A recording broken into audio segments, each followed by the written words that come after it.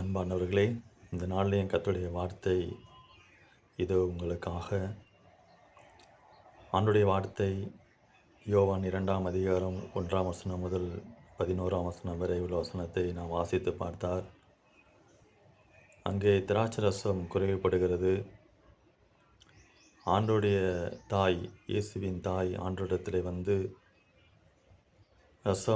திராட்சரசம் குறைவுபடுகிறது, ஏதாவது செய்யும் என்று சொல்லுகிறார்கள். அதற்கு ஆண்டவராகிய இயேசு சொல்லுகிறார், எனக்கும் உனக்கு என்ன, என் வேலை இன்னும் வரவில்லை என்று சொல்லுகிறார். அருமையானவர்களே, நம்முடைய வாழ்க்கையிலும் குறைவு வரும். அந்த குறைவை கர்த்தர் நிச்சயமாய் அவர் மாற்ற வல்லவராயிருக்கிறார்.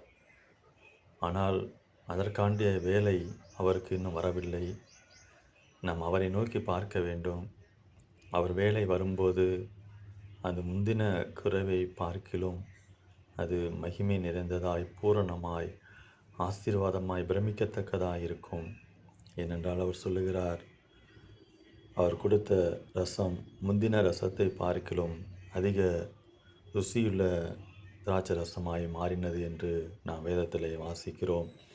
அதே போல் நம்முடைய வாழ்க்கையிலும் நம்முடைய குறைவை ஆண்டவர் மாற்றும்போது ஏற்கனவே இருந்த ஆசீர்வாதத்தில் விட கர்த்தர் பயங்கரமாய் நம்மளை நிச்சயமாய் ஆசீர்வதிப்பார். அதில் எந்த ஒரு சந்தேகமும் இல்லை.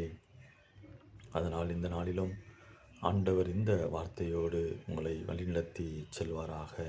ஆமேன், ஆமேன். God bless you.